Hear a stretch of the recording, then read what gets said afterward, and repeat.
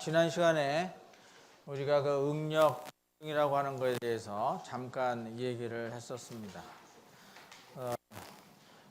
그거를 이제 잠깐 리뷰를 해보면 어떤 단면적이 갑자기 변화하게 되면 가장 작은 단면적에서 최대의 수직 응력이 발생하게 된다라고 하는 것을 응력 집중 현상이라고 그랬습니다.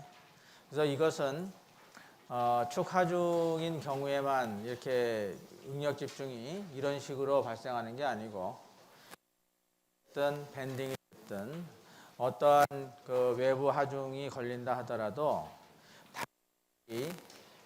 단면적이 급격히 변화하게 되면 항상 응력 집중 현상이 발생하게 된다라고 하는 것을 이제 알아둘 필요가 있습니다. 그래서 그 응력 집중이 발생하게 되면 그때 그 스트레스를 어떻게 표현하느냐? 그것은 응력 집중 계수라고 하는 이 K를 가지고 그래서 요 K라고 하는 것은 평균 응력에 대한 최대 응력의 비로서 나타낸다. 그래서 수식으로 얘기하면 이렇게 K는 시그마 에버리지 분의 시그마 맥시멈 이렇게 표현할 수가 있습니다. 여기서 시그마 에버리지라고 하는 것은 가장 작은 단면적에서 발생하고 있는 그 응력을 이제 표시를 한다는 거죠. 그래서 이제 응력 집중 계수 K는 시그마 에버리지 분의 시그마 맥시멈 이렇게 표현을 한다. 그러니까 응력 집중 현상이라고 하는 것은 이 시그마 맥시멈이 이거에 비해서 항상 크기 때문에 이것은 1보다 큰 값을 항상 가져야 된다 그랬습니다. 그래서 예를 들게 되면 이러한 경우 그 변형되기 전에 이러한 경우에서 힘을 이렇게 주게 되면 결과적으로 이제 이러한 형태로 변형이 될 건데 이때 그 스트레스를 보게 되면 여기 그 구멍이 있는 이 부분에서 가장 단면적이 작아지기 때문에 요 부분에 있어서 시그마 맥시멈이 나타나고 그 다음서부터 서서히 줄어드는 이러한 분포를 갖게 된다. 근데 이제 여기에서 이 시그마 맥시멈이라고 하는 것은 여기에 있는 시그마 에버리지에 비해서는 이제 훨씬 큰 크기를 갖기 때문에 이렇게 응력 집중 계수를 이용을 해서 얼만큼 더 이 시그마 에버리지에 비해서 몇 배나 더 큰 스트레스가 걸리고 있는가라고 하는 것을 이제 표현해 주게 된다는 거죠. 여기 이제 이러한 그 두 개의 그 단면적이 서로 다른 이러한 그 부품을 서로 연결을 했다라고 하게 되면 여기에서도 이 부분 결국 단면적이 가장 작은 부분 여기서 이제 스트레스가 이제 최대가 되는 현상이 나타난다. 그래서 이것도 변형 후에는 이제 이런 형태가 나타나고 그다음에 실제로 응력 그 분포는 이 부분에서 가장 맥시멈이 일어나고 그 다음에 중앙으로 갈수록 서서히 작아지는 이러한 분포를 갖게 된다. 그 다음에 이제 시그마 에버리지는 당연히 다 균일하게 걸리니까 여기에 있어서 여기 시그마 맥시멈은 여기에 있는 시그마 에버리지에 비하면 훨씬 더 큰 스트레스를 나타나게 된다는 거죠.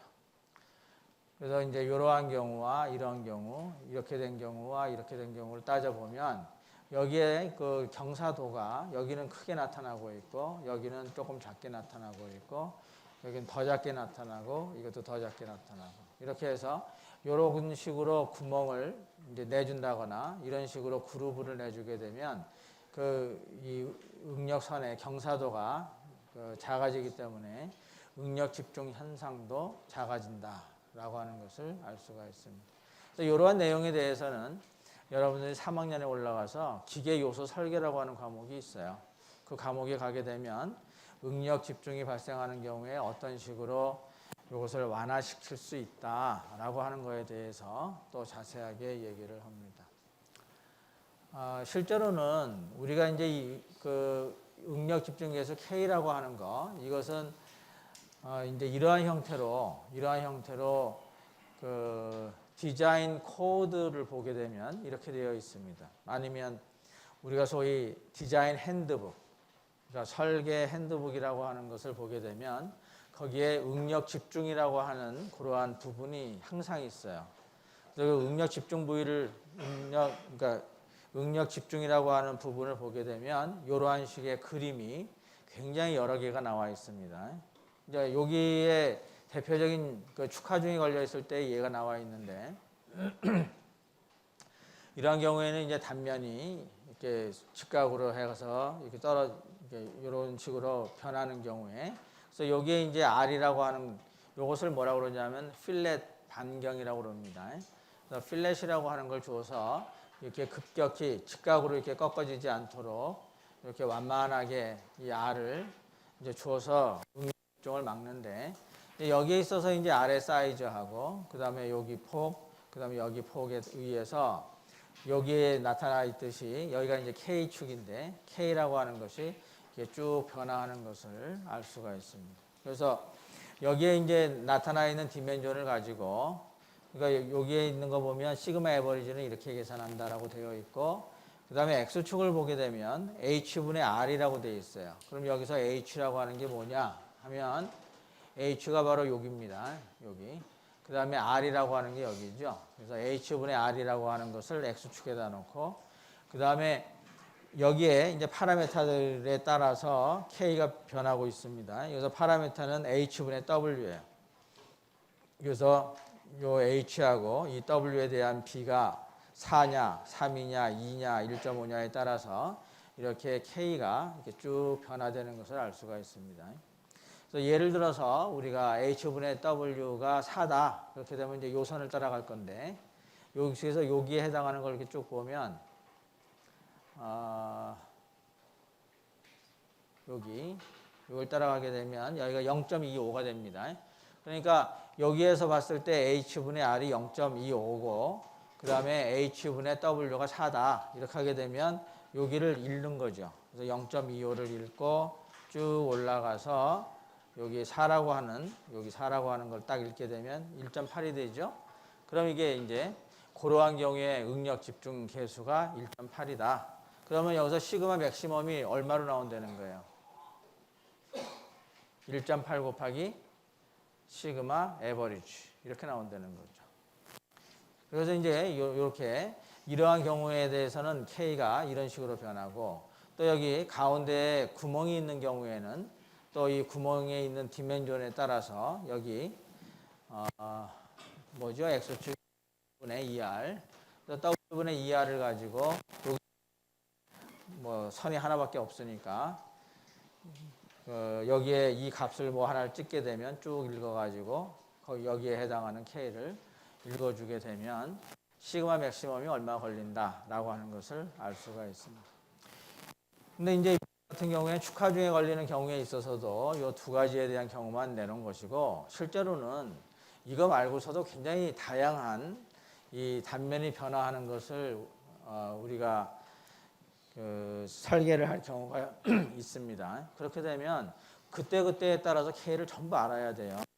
그래서 그런 것들이 그 설계 핸드북에 보게 되면 다 그림으로 나와 있습니다. 그래서 거기서 찾아서 쓰면 되고 그 다음에 이제 하중의 종류가 또 다를 수도 있죠. 축하중의 경우 이렇게 되지만 토션이 걸릴 경우 아니면 밴딩이 걸릴 경우 이런 경우에도 이러한 형태의 그림들이 쭉 나와 있습니다. 그래서 그거를 찾아서 K를 값을 구해 가지고 시그마 맥시멈을 우리가 이제 찾아내면 됩니다.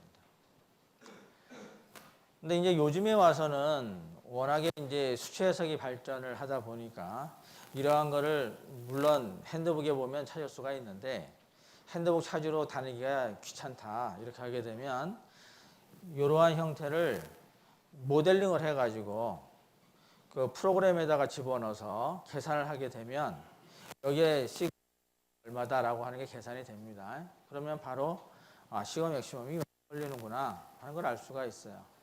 그래서 예전에는 뭐 핸드북을 찾아서 꼭 했었지만 요즘에는 그냥 실제로 계산을 해서 시그마 맥시멈을 구하는 경우도 있습니다. 뭐 그게 훨씬 더 편리하겠죠.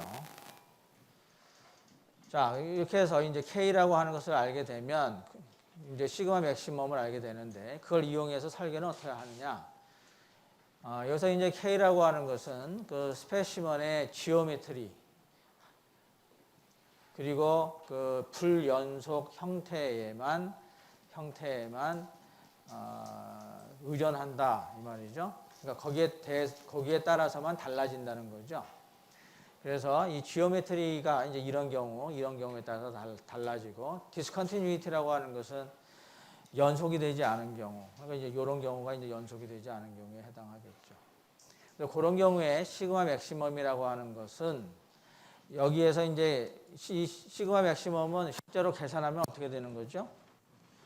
우리가 K라고 하는 것이 시그마 에버리지 분의 시그마 맥시멈 이렇게 되어 있었으니까 여기서 시그마 맥시멈이라고 하는 것은 응력 집중 계수 K에다가 시그마 에버리지 이렇게 곱한 게 됩니다. 근데 이 시그마 에버리지 그러니까 여기 시그마 맥시멈이 안전하게 되려면 허용 응력보다는 이것이 작아져야 된다는 거죠. 그래서 이것이 최소한 시그마 얼라우블에 비해서는 작거나 같아야 된다. 근데 이 시그마 얼라우블을 우리가 어떤 식으로 결정을 해줬느냐 하게 되면 소위 시그마 YS 또는 시그마 U를 팩터 오브 세이프티 안전 계수를 가지고 나눠서 요 정도면 우리가 안전하다라고 생각을 하는 건데 이거보다 시그마 맥시멈은 더 작아져야 된다라고 해서 이제 설계를 해주면 됩니다. 그래서 굉장히 간단하게 우리가 설계를 해줄 수 있는 거죠. 근데 여기서 참고적으로 보면 K는 재료 성질과는 무관하다. 그러니까 K라고 하는 건 뭐에 상관되어 있는 거예요? 단면의 변화에 상관되어 있다고 그랬죠. 처음서부터. 그러니까 재료의 성질과는 상관이 없고 기하학적인 측면에서만 이제 관계가 있다. 그래서 여기에 대한 이제 예제를 하나 풀어보면 이제 이런 문제를 풀 수가 있습니다. 자, 더바 in figure 요 그림을 얘기합니다. is made of steel that is assumed to be elastic, perfectly plastic with sigma y equals 250 megapascal. 여기서 elastic, perfectly plastic material이라고 하는 것은 어떤 걸 의미하느냐 하면 우리가 이제 시그마 입실론 선도를 그리게 되면 이런 식으로 그리게 되겠죠. 시그마 입실론 이렇게 했을 때 일레스틱 한 다음에 그러니까 일레스틱은 탄성 영역이고 그 다음에 perfectly plastic 그러면 완전 소성이 됩니다. 완전 소성. 그러니까 일레스틱인 경우 일레스틱 레인지까지는 얘가 이런 식으로 이렇게 훅스로를 정확하게 만족을 시키다가 그 다음에 항복이 딱 일어나게 되면 거기서부터는 완벽하게 소성으로 된다. 그래서 그림은 이런 형태로 나타나게 됩니다. 그래서 요점이 뭐가 되느냐면 시그마 y가 되고 그 다음에 여기에 해당하는 입실론이 입실론 y가 됩니다. 그리고 여기는 물론 원점이고 그렇게 해서 이러한 경우를 우리가 일레스틱 이쪽을 perfectly plastic 이렇게 얘기하는 거예요. 또 다른 말로는 일레스토 플라스틱이라고도 합니다. 일레스토 플라스틱 머티리얼 아니면 아까 얘기한 대로 일레스틱 perfectly plastic material 이렇게 뭐 둘 다 똑같은 말입니다. 그래서 이제 우리가 원래의 그 재료는 이런 식으로 가다가 약간 여기서 그 가공 경화가 나타나는 경향이 있잖아요. 근데 그거가 이제 널리니어로 변하게 되니까 조금 복잡하다. 그래서 이러한 경우를 우리가 예를 들어서 보통 재료역학에서는 다루고 있습니다. 자, 이런 경우를 이제 우리가 elastic, perfectly plastic이라고 하고 여기에 해당하는 그 항복 강도는 250 메가파스칼이다. Determine the maximum value of the applied load P that can be applied without causing the steel to yield. 뭐예요? 항복이 그 스틸이 항복을 일으킴이 없이 작용시킬 수 있는 작용하중 P의 최대치를 구해라. 그 말이죠. 그 얘기는 뭐가 되냐면 이 스틸의 시그마 Y가 250이니까 맥시멈이 돼도 250을 초과할 수 없다. 이런 뜻이죠. 그렇게 되면 여기서 이제 어떤 값이 시그마 Y에 해당하면 여기에서 얘기하는 소위 항복을 일으킴이 없이 가할 수 있는 최대의 P의 값을 구할 수 있느냐? 그러면 최대의 스트레스를 알아야 되겠죠. 최대 스트레스, 그러니까 가할 수 있는 최대의 스트레스를 알면 거기에다가 면적을 곱해주면 힘이 되잖아요. 그러니까 거기서부터 시그마 맥시멈으로부터 구할 수가 있어요. 그러면 일단 시그마 맥시멈을 구해야 되잖아요. 그러면 이러한 경우에 시그마 맥시멈이 어디에서 걸리겠어요? 보면 여기 면적이 큰 면적이 이렇게 쭉 가다가 여기서 이제 줄어들어서 이렇게 다면적이 줄어드는 걸 볼 수가 있습니다. 그러면 이제 여기에 가서 이제 시그마 맥시멈이 걸리겠죠. 그래서 최소한 여기가 지금 시그마 맥시멈이 걸리니까 거기에 있어서의 시그마 맥시멈이 250을 초과해서는 안 된다는 거죠. 자, 그럼 여기에 있어서의 시그마 맥시멈을 어떤 식으로 구할 수가 있겠는가?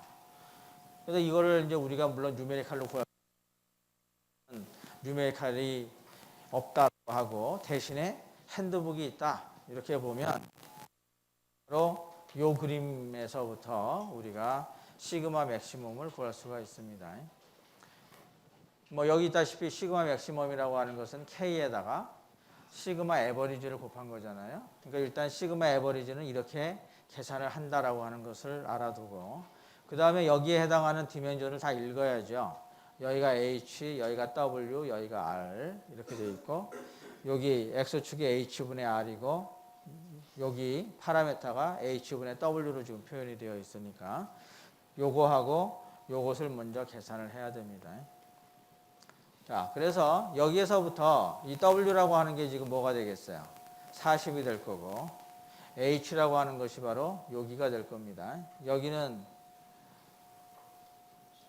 여기의 길이가 얼마가 되겠죠?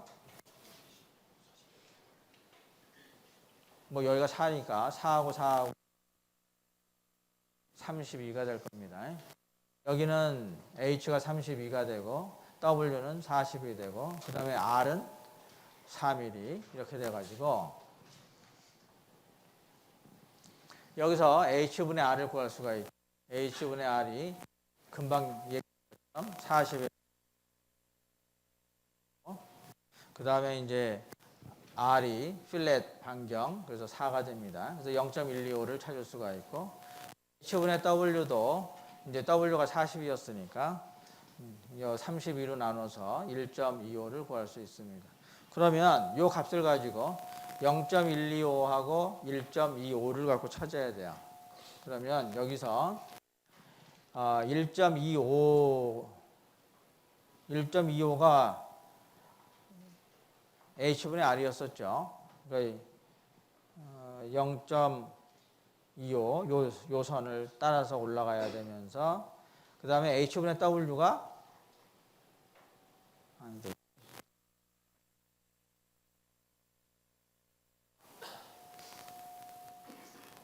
자 여기서 0.125면 여기겠죠. 여기서 이렇게 되고 H분의 W 1.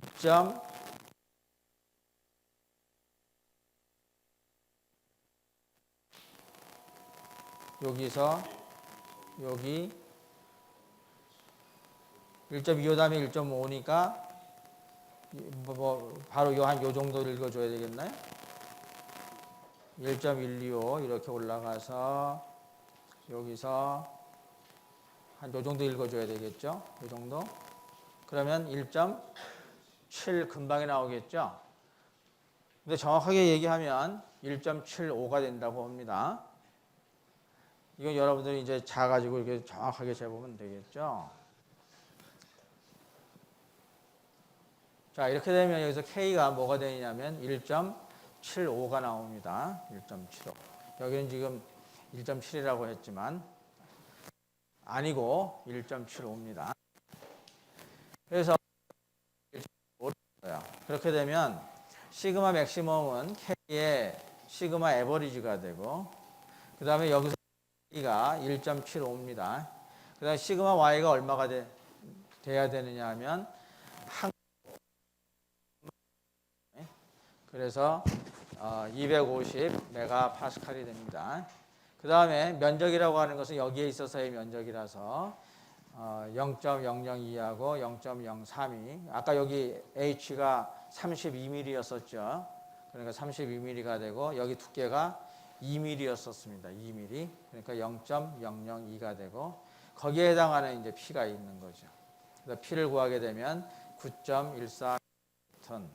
바로 이것이 뭐냐면 여기에 걸리는 그 스트레스가 항복이 않을 때까지의 경우를 계산을 한 겁니다. 뭐 이렇게 해서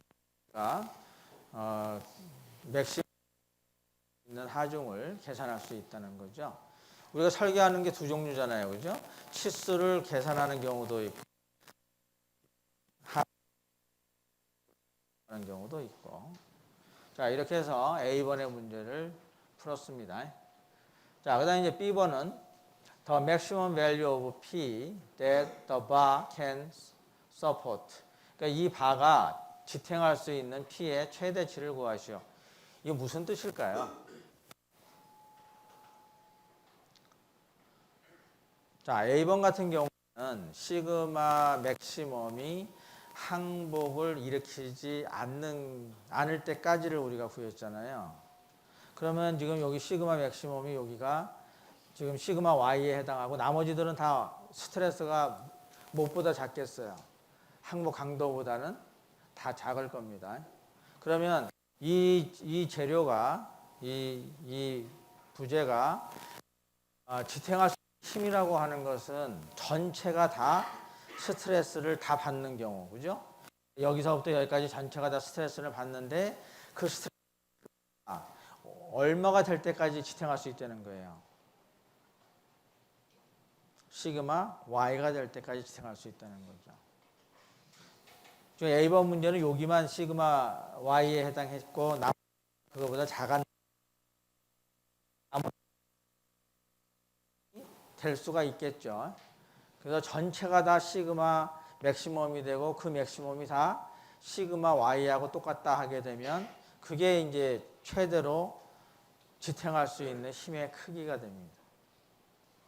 모르겠어요? 자, 여기서 보면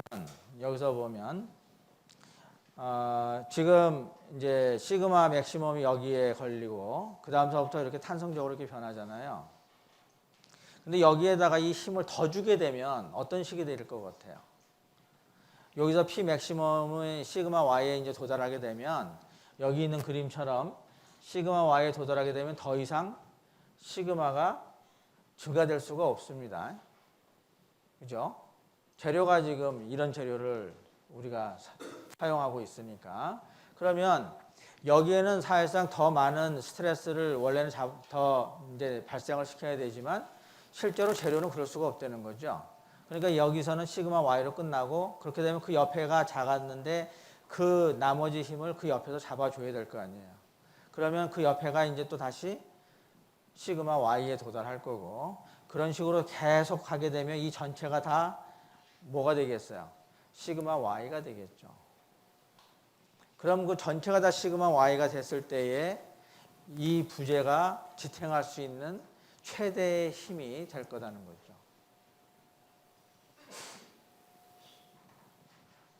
잘 이해가 안 가요? 그러면 조금 딴 데 갔다가 오겠습니다.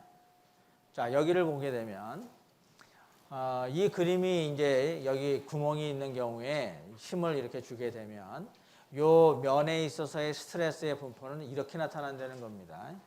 근데 여기서 지금 시그마 1에서부터 여기서 쭉 이제 줄어들었는데 여기서 시그마 1이라고 하는 것은 항복 강도보다 작은 경우를 얘기해요. 그러니까 이 부재는 아직도 탄성 영역에 있을 때, 탄성 영역에 있을 때의 응력 분포를 나타냅니다. 그러면 여기에서 지금 여기가 시그마 맥시멈이 걸리는 건 사실이지만 이것이 시그마 Y보다 작거나 아니면 최대한 시그마 Y와 같다는 거죠. 이런 경우에는 이게 전부 다 탄성 영역이니까 이런 식이 이제 되는데 여기서 이 힘을 더 잡아당기게 되면 여기가 시그마 맥시멈이 걸리는 부분이었으니까 여기서부터 항복이 시작된다는 거예요. 항복이. 그래서 이 부분에서 지금 항복이 이제 시작이 돼 가지고 거기서 조금 더 이게 힘을 더 주게 되면 그 옆에가 또 항복이 되고 그 옆에가 항복이 되고 해서 어느 정도는 항복이 됐고 요 나머지는 아직도 탄성 영역이 되는 이러한 경우가 발생하게 됩니다. 그래서 이러한 경우는 여기서부터 여기까지는 일레스틱, 여기서부터 여기까지는 플라스틱이 돼요. 그래서 이것을 탄소성 영역이라고 그래서 일레스틱 플라스틱 레인지가 되는 거죠. 근데 여기서 더 힘을 작용시키게 되면 이 영역이 자꾸 넓어져서 이 전복도를 갖게 되는 이렇게 이제 응력 분포가 될 때까지 얘가 이제 있습니다. 이거보다 더 주게 되면 어떻게 되겠어요? 더 주게 돼도 더 이상의 힘을 얘가 지탱해 줄 방법은 없습니다. 이게 최대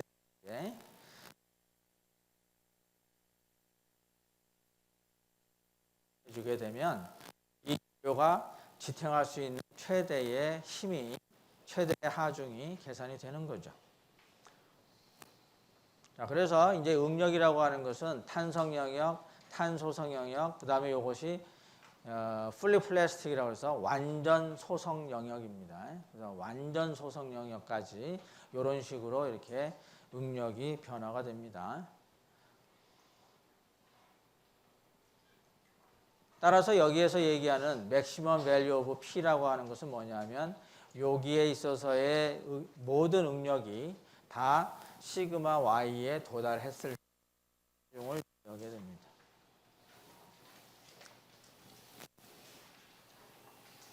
자, 그렇게 되면 이제 이런 식이 해당하는 거죠. 여기서 A라고 하는 거에다가 시그마 Y를 곱해주게 되면 그게 이제 지탱할 수 있는 최대의 힘이 되는 겁니다. 그래서 여기가 이제 어떤 상태에 있어서의 P예요. 금방 했듯이 완전 소성이 됐을 때에 됩니다. 그래서 완전 소성했을 때 P를 그때의 면적으로 나눠주게 되면 그것이 항복 강도와 같아야 된다라고 해서 여기서 PP가 나오게 되죠. 그래서 아까 계산한 거에 비하면 여기는 9.14kN이지만 여기는 16kN까지 지탱할 수 있다는 게 이제 나옵니다. 당연하겠죠. 완전 소성이 될 때까지는 훨씬 더 많은 힘이 이제 가해져도 상관이 없으니까 그래서 이런 식으로 나오게 됩니다. 그럼 이제 여기는 딱 이거밖에 없는 거예요.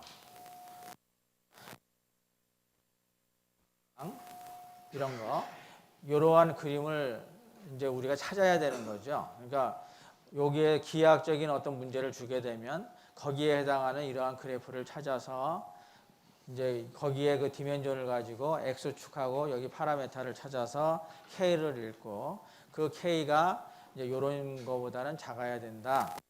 가지고 설계를 하면 됩니다. 그래서 이러한 문제는 너무나도 간단하기 때문에 일반적으로 응력 집중 현상은 굉장히 중요하지만 이런 거 가지고 뭐 문제를 낸다든지 이러한 경우는 극히 드뭅니다. 왜냐하면 이 그림을 딱 보는 순간에 뻔하잖아요. 이 그림만 보면 뭐를 찾고 싶어 하겠어요? 당연히 K를 찾고 싶어 하겠죠. 그 K는 어디다 쓰려고 하겠어요? 이거 계산할 때 쓰려고 하겠죠. 그럼 그게 이거보다는 작아야 된다. 뭐 너무나 단순하기 때문에 이런 거 가지고 그 귀중한 중간고사에다가 낼 수는 없는 거죠. 그러지 않아도 낼 문제가 많은데.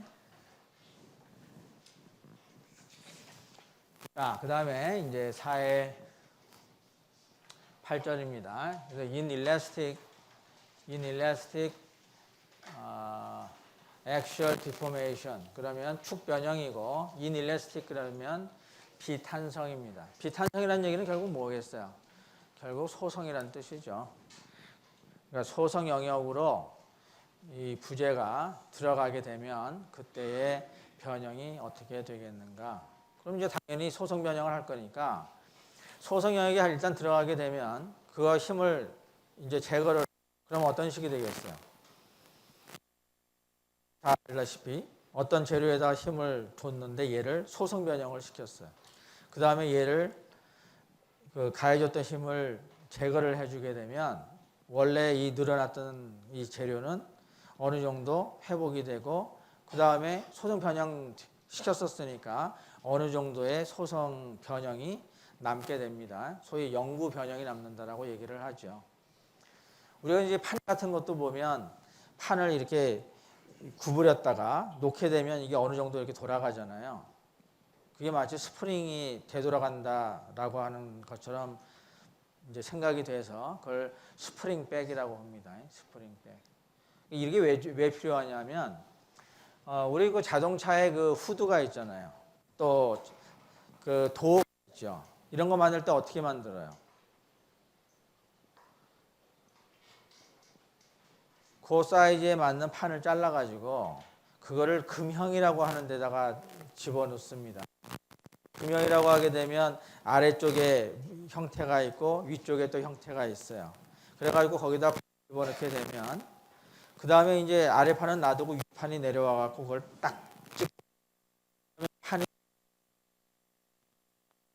딱 변형이 되겠죠. 그 다음에 변형이 된 다음에 얘를 드러내면 거기서 그 나온 그 뭐 판이 됐든 그러니까 문이 됐든 아니면 후드가 됐든 그걸 그대로 갖다가 이제 뭐 도색을 해가지고 이제 거기다가 이제 결합을 시킬 거 아니에요, 그죠?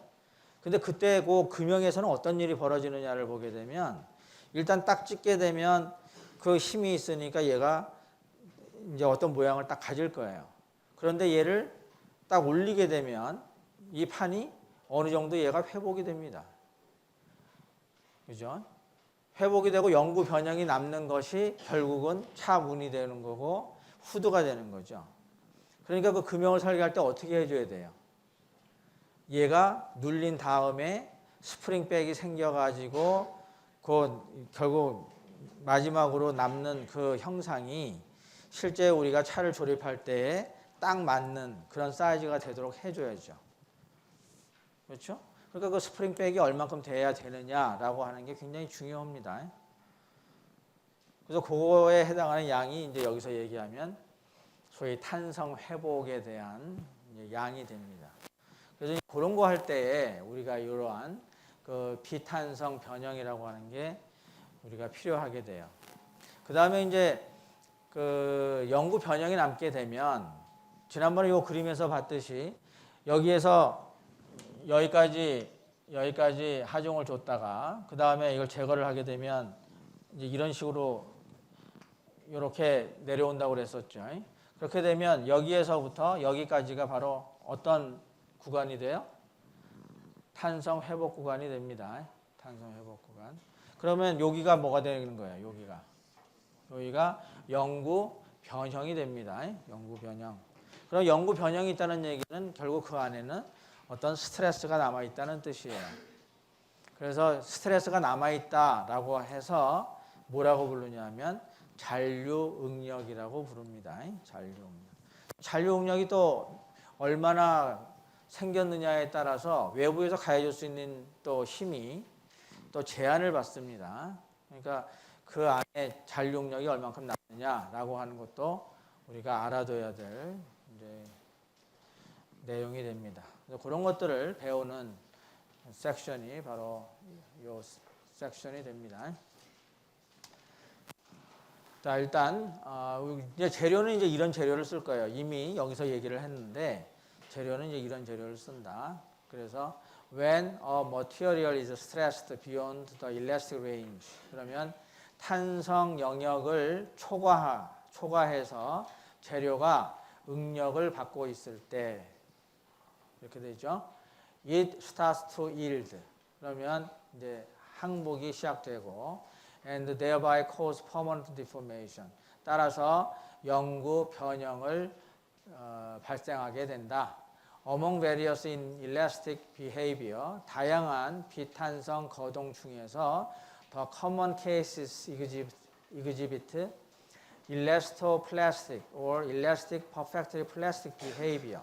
그래서 흔한 경우에 일라스토플라스틱이거나 또는 일라스틱 퍼펙트리 플라스틱 거동을 보인다.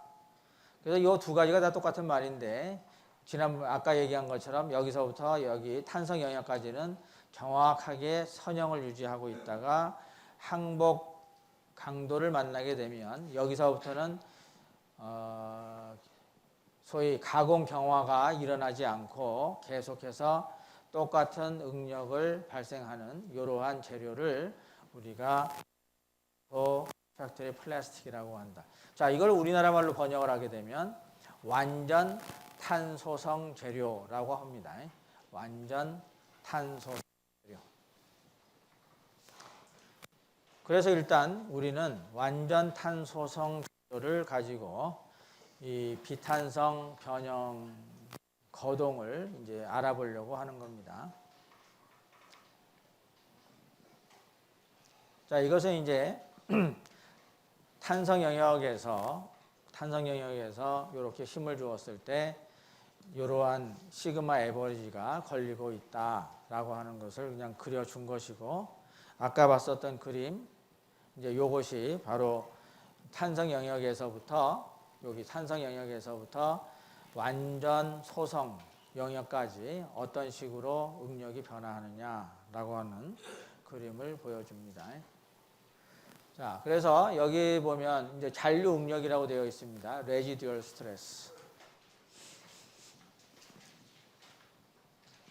자, after an actually loaded member, 축 방향으로 가해진 하중을 받고 있는 멤버가 stressed beyond yield stress, 항복 응력을 초과해서 응력을 받은 후에 it will create residual stress. 그것은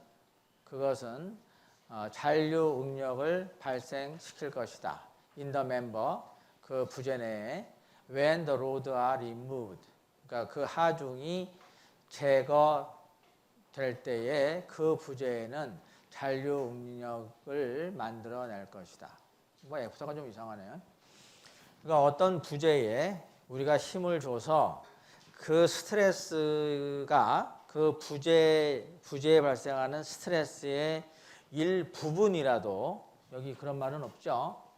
일부분이라도 항복 강도를 초과하게 되는 응력을 받는다면 그때는 이 하중을 제거했을 때 재료 내부에 잔류 응력이 남게 된다, 이런 뜻이에요. 아직 완벽하지 않죠.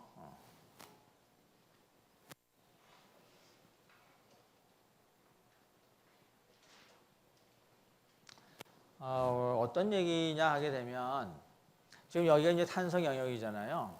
여기에서는 힘을 제거하게 되면 이게 전부 어떻게 된다는 거예요? 다 제로가 된다는 뜻입니다. 왜냐하면 원래의 상태로 돌아갔으니까. 그렇죠. 그런데 이거 같은 경우에는 일부분은 소성이고 일부분은 탄성이에요. 이렇게 하게 되면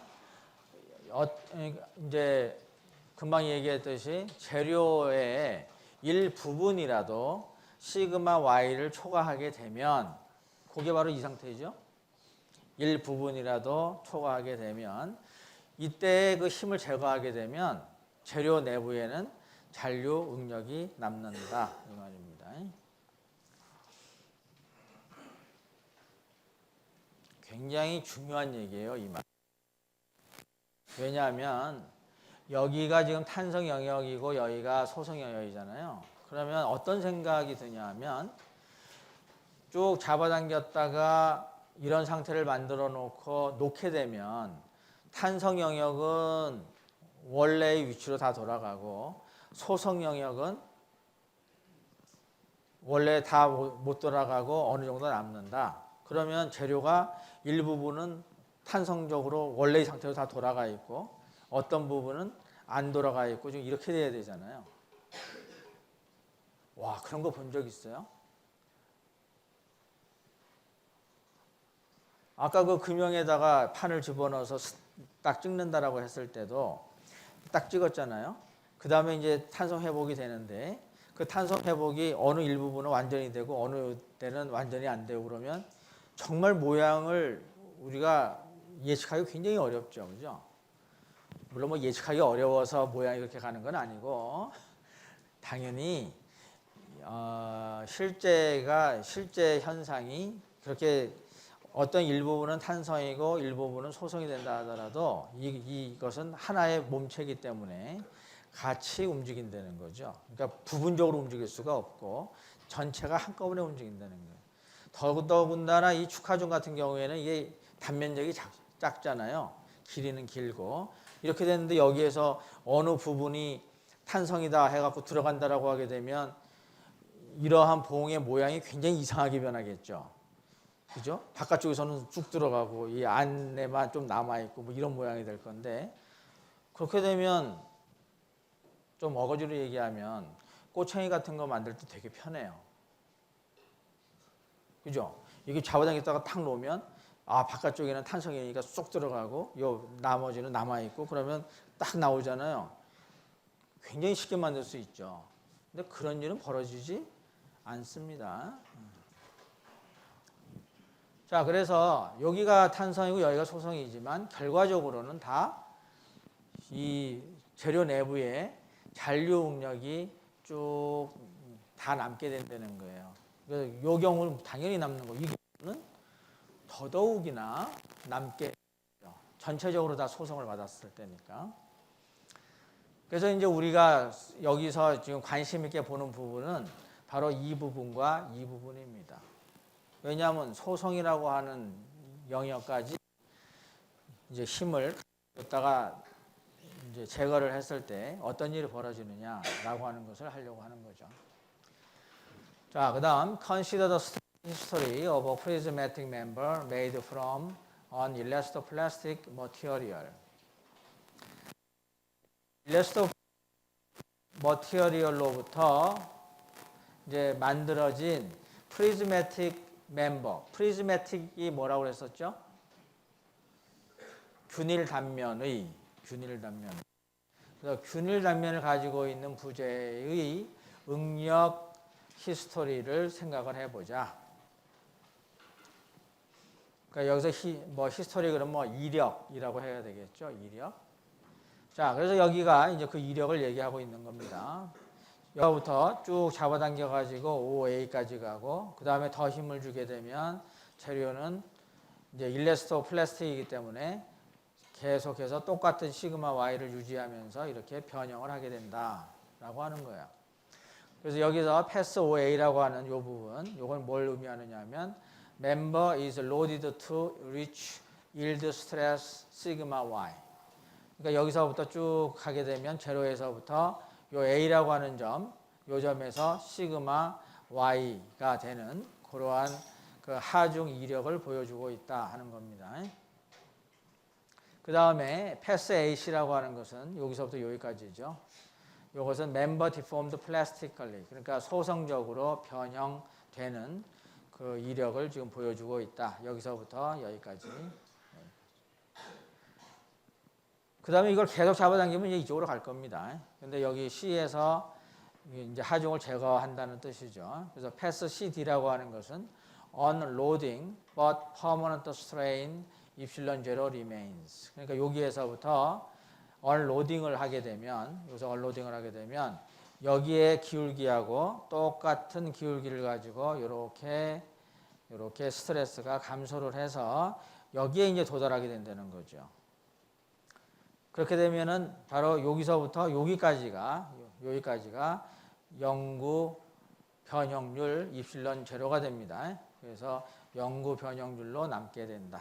그러니까 결국 이 부분이 탄성적으로 회복되는 구간이 됩니다. 탄성 회복되는 구간.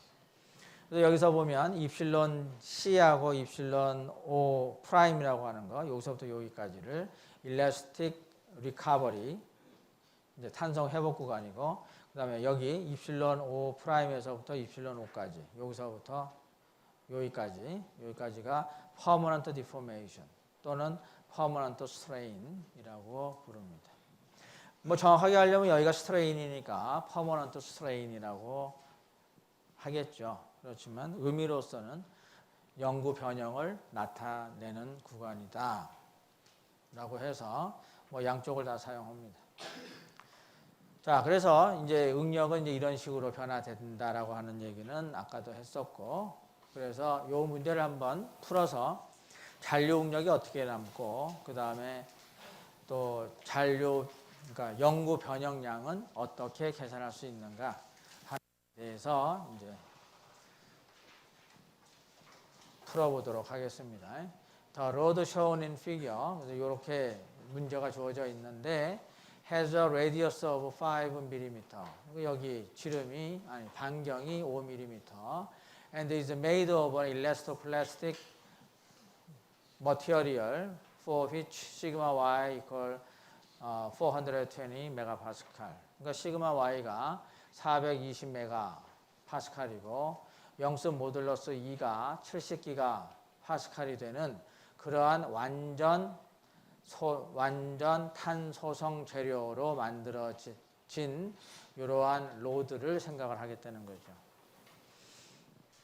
If a force of P equals 60 kN is applied. 그러니까 60 kN이 여기에 지금 가해지고 있다.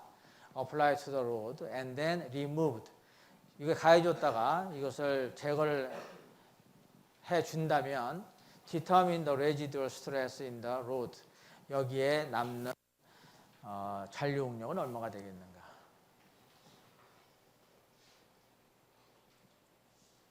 요거 어떻게 풀면 되겠다라고 하는 생각이 딱 들진 않죠.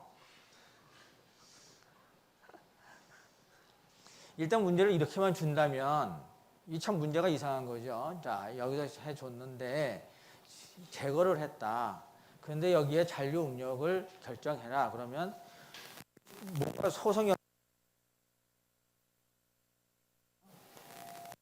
그럼 우리는 이 재료가 소성 영역에 들어가 있는지, 이쪽 부분이 아니면 이쪽 부분이 들어가 있는지라고 하는 것을 찾아낼 필요가 있죠. 그죠?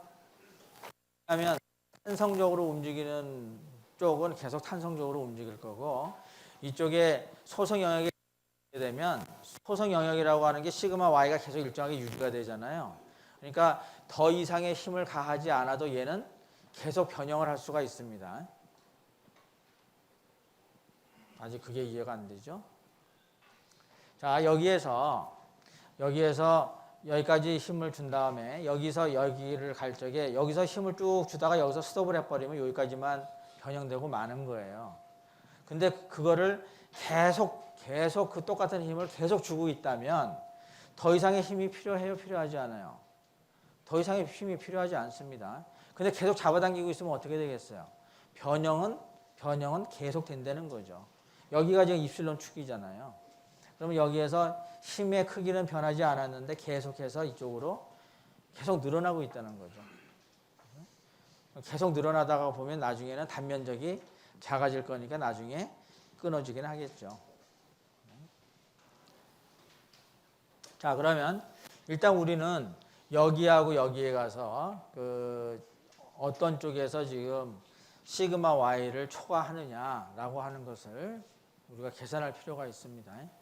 자, 그렇게 되면 이런 문제는 우리가 지난번에 한번 풀어봤었죠? 이거 어떻게 풀어요? 얘가 이쪽으로 주니까 AC라고 하는 것은 압축력을 받을 거고, 이쪽은 이쪽으로 잡아당기고 있으니까 인장력을 받을 거고, 그래서 이쪽에다가 FB라고 하는 것을 세울 수가 있죠. 그 다음에 그걸 가지고 이쪽 방향이니까 얘는 마이너스 FA, 이쪽 방향은 마이너스 FB, 그죠? 여기서 이쪽으로 가게 되면 플러스죠. 자, 플러스 FA, 그 다음에 여기는 플러스 FB, 그 다음에 마이너스 P 이퀄 제로. 이게 평형방정식이죠. 그 다음에 보니까 식은 하나인데 그 언노운이 두 개죠. 그래서 여기에다가 컴패러빌리티 이퀘이션을 넣어줘야 되니까 컴패러빌리티 이퀘이션은 뭐가 되죠? 여기에서 늘어난 것과 아니면 여기서 줄어든 거죠. 여기서 줄어든 것과 여기 늘어난 것 이렇게 놓으면 여기에 FA하고 여기에 FA 계산. 그러면 그 FA를 가지고 이 면적으로 나누었을 때 스트레스가 나오겠죠. 근데 그 스트레스가 420을 초과하지 않을 수도 있겠죠. 그래서 여기서 만약에 초과하게 되면 여기가 소성이고 여기가 초과하게 되면 여기가 소성이고 이렇게 될 겁니다. 자, 그럼 일단 계산을 해야 되겠죠. 자, 그래서 계산을 했습니다. 이 정도는 알죠. 그죠? 그래서 계산한 결과가 FA가 45kN이 나오고 B쪽이 15kN이 나왔어요. 그래서 AC에 대해서는 FA를 면적으로 나눠줬고 시그마 BC에 대해서는 FB를 면적으로 나눠줬습니다. 그랬더니 573이 나왔고 191이 나왔어요. 근데 이것이 420보다 크잖아요. 그러니까 얘는 지금 소성 영역에 들어가 있다. 이렇게 볼 수가 있는 겁니다. 자, 그럼 얘는 소성 영역에 들어가 있어요. 얘는 아직도 420보다 작으니까 탄성 영역에 있습니다. 그럼 이 시그마 AC에서 받쳐줄 수 있는 힘은 얼마겠어요? 573메가파스칼이 실제로 발생을 해요, 안 해요? 실제로는 발생하지 않습니다. 그러니까 얼마가 발생한다는 거죠? 420만 발생한다는 거죠. 그러니까 실제로 이 AC라고 하는 부재에서 잡아줄 수 있는 힘은 이렇게 됩니다. 420까지만 스트레스를 발생시킬 수가 있어서 420 메가파스칼에다가 면적을 곱해주면 33kN을 얘가 지탱할 수가 있어요. 그러니까 AC는 뭐 완전 소성이 돼가지고 33kN까지만 얘가 받아줄 수 있다는 거죠. 그럼 전체적으로는 얼마였었어요? 60이었죠. 그럼 60에서 33을 뺀 27kN이 여기에 걸린다는 겁니다. 여기에. 그래서 이제 시그마 BC도 스트레스가 바뀌는 거죠. 그래서 27kN까지 지금 잡아줄 수가 있습니다. 자, 시그마 H는 420이 되고, 그 다음에 시그마 BC는 7까지 받아줄 수가 있어서 27, kN 되겠죠. 그것을 면적으로 나눠가지고 344메가파스칼이. 그런데 타선 치더라도 420보다는 작죠. 그러니까 이쪽에 BC 구간은 아직도 탄성 영역을 나타내고 있다. 탄성 구간에 있다. 이렇게 됩니다. 이것을 여기 있는 것처럼 그림으로 그려보게 되면 처음에 이제 시작을 해서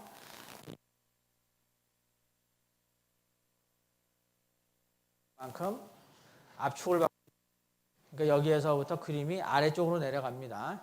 그래서 이게 쭉 내려가가지고 420을 만난 다음에 이쪽으로 더 쭉 이제 뭐 여기에 걸려 있는지 여기에 걸려 있는지는 모르겠지만 하여간 지금 여기까지는 우리가 알아낼 수가 있습니다. 여기 420까지는.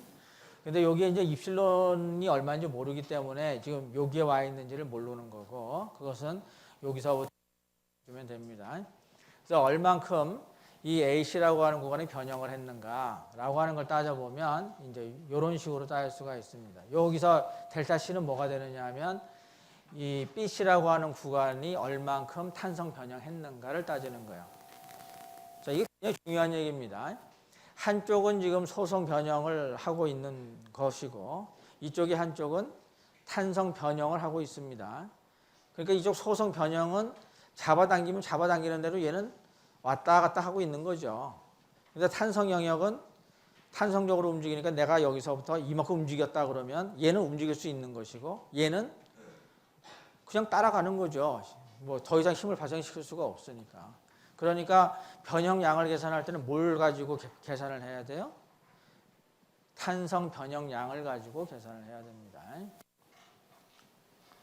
좀 어렵죠? 이 부분이 4장에서 가장 어려운 부분입니다.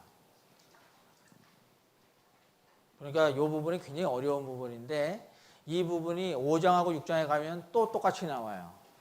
그래서 여기서 잘 이해를 해보면 5장하고 6장에서 나오는 비탄성 거동은 그냥 바로 가 됩니다. 그러니까 여기서는 처음이니까 조금 어렵지만 이제 잘 이해하려고 노력을 하면 뭐 그렇게 또 어렵지도 않은 거죠. 어렵지 않으니까 우리가 하면요. 어려우면 여러분한테 이거 안 가르칩니다. 지금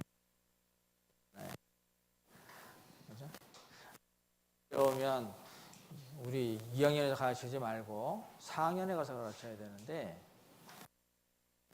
뭐 이 정도는 충분히 있다. 그래서 뭐 재료학칙에 나와 있는 거죠. 자, 그러면서 탄성 변형량을 구하게 되면 델타는 A2분의 FL로 계산할 수 있습니다. 그래서 물론 당연히 힘은 FB를 사용해야 되겠죠. 그래서 27, L은 당연히 BC 구간에 있어서의 길이, 그 다음에 A도 BC 구간에 있어서의 면적, 뭐 2는 똑같으니까 70, 이게 70기가파스칼인데요. 원래 70기가파스칼. 그래서 이거 계산하게 되면 요만큼이 나오게 됩니다. 그러면 얘를 이제 입실론으로 계산을 하게 되면 이제 원래의 길이로 나눠주면 되죠. L의 CB에 대한 것으로 나눠주게 되면 0.004913 이렇게 됩니다. 근데 그 델타를 이번에는 또 원래의 AC의 길이 그걸로 나눠주게 되면 AC에 대한 입실론이 나오게 되죠. 그래서 계산하게 되면 이게 이제 압축이기 때문에 마이너스가 되고 변형량은 요만큼이 변형을 했고 그것을 원래의 길이 0.1로 나눠주게 되면 이만큼의 입실론이 이제 계산이 됩니다. 그러니까 아까 요 AC 구간에 대해서 여기에서부터 이쪽으로 쭉 내려가서 420까지 된다는 것까지는 알았어요. 근데 그 다음에 입실론 AC가 0.01474가 되거든요. 그러니까 여기서부터 여기가 0.01474 되는 이 점을 딱 찍어서 쭉 연결하게 되면 이 점을 만나게 됩니다. 그러니까 요 AC의 거동은 여기서부터 이렇게 되고 있다라고 하는 것까지를 알 수가 있어요. 지금 요 단계까지는 요 그림에서 여기서부터 요렇게까지 알 수 있습니다. 그런데 요 구간이 요 점을 지나갔는지 안 지나갔는지는 어떻게 알죠? 결국 요 점에 해당하는 여기에 입실론이 뭐가 되겠어요? 입실론 Y가 되겠죠? 요 구간이죠, 요 구간. 여기서 이렇게 쭉 잡아당겼잖아요. 그죠? 그 다음에 여기가 지금 여기 그림에서는 420메가입니다. 그럼 420메가가 여기에 해당하잖아요. 그러면 거기에 해당하는 입실론 Y는 여기가 되겠죠? 그럼 이 입실론 Y는 어떻게 구해요? 요 직선의 방정식에서부터 구하면 되죠. 그래서 여기에 이 값은 주어져 있고 그 다음에 시그마도 주어져 있으니까 입실론이 나오잖아요. 그 입실론이 여기에서 얘기하는 0.01474보다는 그림은 안 나와 있지만 사실상 여기를 계산해 가지고 입실론 계산한 것이 그거보다 옳습니다. 그래서 여기서부터 이제 AC에 대해서는 이 그림이 이렇게 된 거예요. 여기까지 온 겁니다. 그 그 다음에 BC에 대해서는 어떻게 되겠어요? BC에 대해서는 여기 0에서부터 쭉 올라가서 여기가 344메가파스칼이니까 여기 A'에 여기까지 와 있는 겁니다. 한쪽은 344메가파스칼까지 와 있고 이쪽은 400메가파스칼인데 입실론이 여기까지 와 있고 여기에서는 입실론이 여기까지 와 있는 거죠. 여기에 해당하는 여기. 자, 여기까지가 어느 단계냐면 쭉 잡아당겨 가지고 쭉 잡아당긴 게 아니라 60kN을 지금 쭉 가해진 거 여기까지입니다. 여기까지. 이 단계별로 풀어야 돼요. 일단 힘을 가해 줬다. 상황이 뭐냐? 하는 게 여기까지입니다. 자, 그 다음에는 이제 제거를 해야 돼요. 제거한다는 뜻은 여기서 하중을 이제 풀어준다는 겁니다. 그럼 얘가 이걸 따라가지고 내려와야 돼요. 근데 요 구간이 뭐라고 그랬어요? 탄성, 회복, 탄성, 회복. 자, 이 탄성, 회복이란 말이 굉장히 중요한 말입니다. 왜냐하면 이게 잡아당겼다가 소성 영역에 들어갔다 손 치더라도 얘를 놓게 되면 탄성적으로 어느 정도 이게 들어가잖아요. 말이 지금 탄성적으로라고 했으니까 이건 소성하고 아무 상관없습니다. 완벽한 탄성입니다. 그래서 이 힘을 놓아주게 되면, 자, 놓아주었다라고 하는 뜻은 전체적으로 이 부재에 작용하는 힘이 얼마가 돼야 된다는 뜻이에요. 0이 돼야 된다는 뜻입니다. 이게 굉장히 중요한 뜻이에요. 중요한 부분입니다. 60kN을 줬잖아요. 그런데 제거를 했다라고 하는 말은 뭐냐? 이 힘과 반대 방향으로 똑같은 힘을 주었다는 뜻이에요. 어떻게? 탄성적으로. 그러니까 결과적으로는 뭐가 되겠어요? 이쪽으로 60, 이쪽으로 60을 줬으니까 전체적으로 하중은 제로가 되고 대신에 각각의 부재는 탄성적으로 힘을 받았다. 이렇게 됩니다. 탄성적으로 힘을 받았다. 자, 탄성적으로 힘을 받게 되면 스트레스가 어떻게 생겨요? 아까 처음에 계산했던 것처럼 나오게 되죠. 아까 처음 계산했다는 뜻은 뭐냐 하면 힘을 받게 된다는 뜻입니다. 그렇죠? 지금 이 계산이 어떻게 나온 계산이에요? 이 부재가 탄성적으로 지금 거동한다라고 가정을 했을 때의 힘이죠. 그러니까 이 힘이 이번에는 어떻게 걸리느냐 하면 요거와 반대쪽으로 걸린다는 거예요. 반대쪽으로. 제거했다라고 했으니까. 그래서 이거와 반대로 60을 오른쪽으로 준 겁니다. 그럼 얘하고 얘는 어떻게 되겠어요? 반대편으로 작용을 하겠죠. 그래서 반대편으로 45kN. 그래서 스트레스가 573이 걸리게 되고 그 다음에 FB는 15가 걸려서 191이 걸리게 되는 겁니다. 근데 어떤 방향으로 걸려요? 반대 방향으로 걸리죠. 원래 있었던 요 상황과는 반대 방향으로. 그러니까 420에서 반대 방향으로 아까 573인가 나왔었죠. 그게 반대 방향으로 나오고 이게 344인데 15kN이 걸리게 되면 아까 191메가파스칼이 걸렸죠. 그게 반대편 쪽으로 걸리게 된다는 거죠. 자, 그렇게 되면 이제 와서 계산을 했어요. 참 늦죠? 입실론 y 이제 와서 계산하면 뭐해? 그죠? 여하튼 여기서 다시 해갖고 여기 입실론 y가 이만큼이다 했습니다. 자, 여기서는 지금 중요하지 않고 Elastic recovery means 이게 중요한 겁니다. 이게 지금 설명을 다 했지만 Elastic recovery means that opposite external load is elastically applied. 탄성적으로 반대 방향의 힘이 작용한다라고 하는 뜻이라는 거예요. 자, 그렇게 돼서 여기서 보면 573하고 191이라고 하는 것이 아까는 마이너스 573이고 여기는 뭐가 됐었죠? 아까 여기가 마이너스 573이었고 얘는 플러스 191이었는데 그러니까 여기가 마이너스 돼야 되겠죠? 반대니까. 그죠? 자, 요 바로 전에서 계산한 것이 여기가 지금 마이너스 420이잖아요. AC 구간에. BC 구간이 344인데 얘가 텐션, 그러니까 텐션 스트레스가 걸린 거죠. 그런데 얘가 지금 반대 방향으로 힘을 가해주게 돼서 나타나는 스트레스잖아요. 그러니까 얘는 지금 아까는 압축력으로 573이 걸렸었잖아요. 그죠? 근데 반대로 줬으니까 뭘로 걸려? 양으로 573이 걸리는 거죠. 그래서 플러스 573이 되고, 그 다음에 아까 그 191이 어떻게 걸려 있었어요? 인장으로 191이 걸려 있었죠. 근데 이번에는 그걸 반대로 주니까 마이너스로 걸리게 되겠죠. 그래서 여기가 마이너스 191이 돼야 됩니다. 그렇게 되면 여기가 153이 나오겠죠.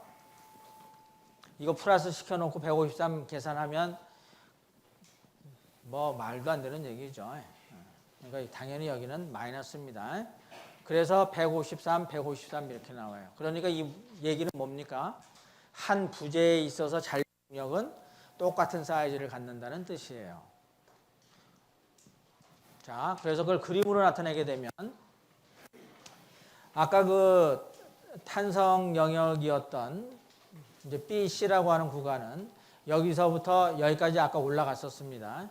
근데 그것이 탄성적으로 내려오게 되니까 이 구간에서 이렇게 내려와서 요 점에 도달하게 돼요. 요 점에 도달한 스트레스가 153 메가파스칼입니다. 그래서 요 점에 도달하게 된 거고. 그 다음에 그 AC라고 하는 구간은 아까 여기 있었습니다. 여기에서부터 하중을 제거하게 되면 이게 쭉 올라가고 153에 여기서 요 D'이라고 하는 점에 도달하게 된다는 거예요. 그래서 스트레스가 똑같이 153 메가파스칼을 갖게 된다 이겁니다.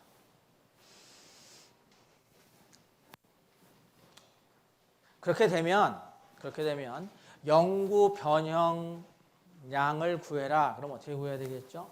요 점이나 요 점을 이용을 해가지고 여기에 해당하는 입실론을 구해서 거기에다가 원래 길이를 딱 곱해주게 되면 영구 변형량이 나오겠죠. 그래서 요 점을 사용해도 되고 요 점을 사용해도 됩니다. 근데 보통 우리는 아까도 얘기했지만 어디를 기준으로 한다고 그랬어요? 탄성 변형되는 부재를 기준으로 한다고 그랬습니다. 그러니까 요 부재, 요 C라고 하는 점을 가지고 계산을 해주면 정확하게 나오겠죠. 좀 어렵죠? 여기서 중요한 건 이거예요. 처음에 이제 하중을 주었을 때에 스트레스를 계산을 해서 시그마 Y보다 크냐 작으냐를 먼저 판별을 합니다.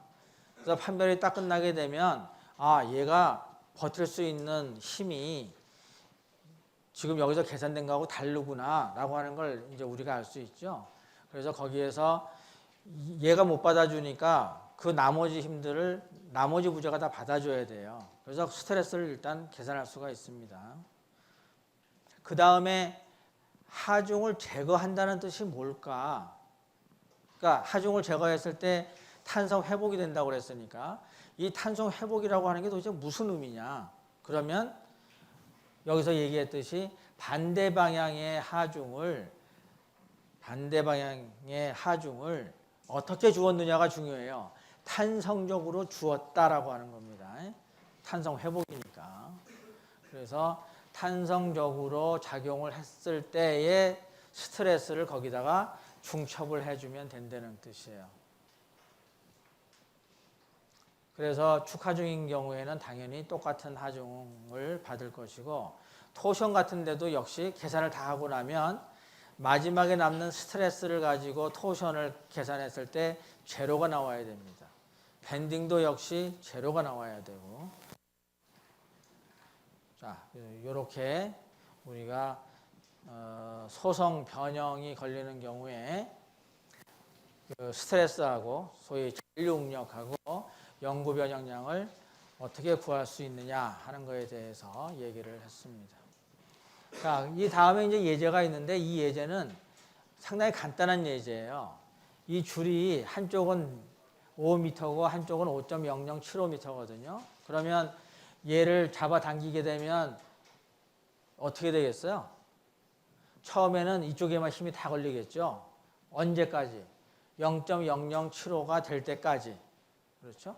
그 다음에 쭉 잡아당기게 되면 여기에만 힘이 다 걸리니까 여기에 스트레스를 계산할 필요가 있겠죠.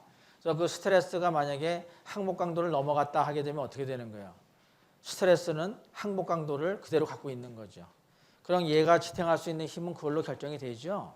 그러면 0.0075보다 더 잡아당기게 되면 그거는 어느 만큼의 힘이 거기 걸리겠어요? 이미 여기에 걸린 힘 다 빼고 나머지 부분이 여기 걸리겠죠. 그러니까 얘는 탄성적으로 작용을 할 것이고 얘는 계속 소성적으로 작용을 하겠죠. 그래서 여기에 있는 그 0.0075만 고려를 해줘서 이제 계산을 하게 되면 소위 이제 하여간 힘을 계산해가지고 그 다음에 힘이 얼만큼 걸리는지를 보고 그 다음에 스트레스 계산해서 전체 변형량이 얼마가 되느냐. 근데 전체 변형량은 어떻게 되겠죠? 이쪽에서 얘는 소성이니까 얘가 이제 탄성에 의해서 늘어나는 만큼에다가 0.0075를 더 더해준 만큼 늘어났겠죠? 이쪽에서는. 그러니까 얘는 요 5m라고 하는 이 길이는 0.0075는 일단 늘어났고 그 다음서부터는 얼마만큼 늘어나요? 탄성 변형된 만큼 늘어나는 겁니다. 그렇게 계산하면 돼요. 자, 그래서 여기까지 해서 이제 4장을 마친 겁니다. 이 4장이 굉장히 다양한 문제들을 이제 많이 만들어낼 수가 있는데 1장, 2장, 3장을 보게 되면 결국은 4장을 하기 위해서 1, 2, 3장이 있었던 거예요. 그렇죠? 4장을 다 하게 되면 결국 스트레스도 구해야 되고 입실론도 구해야 되고 그 다음에 1장은 전부 내력이었는데 내력도 구해야 되고 그러니까 대부분 다 4장을 위해서 1, 2, 3장이 있었던 거죠. 자, 그래서 이제 4장은 여기서 마치고 다음 시간까지 4장을 제출을 하면 되는데 우리가 중간고사를 4장까지 볼 거예요. 그래서 4장은 여러분들이 열심히 풀어서 우리 중간고사 치는 날 그날 제출을 합니다. 그 다음에 참고적으로 얘기하면 이번에는 이 교재 내에 있는 문제를 거의 손 안 대고 그대로 냈습니다. 물론 손을 댄 구간이 조금 있죠. 근데 그거는 딱 한 문제만 내가 손을 댔고 나머지 세 문제는 똑같습니다. 그러니까 여러분들이 뒤에 있는 문제를 다 풀어보면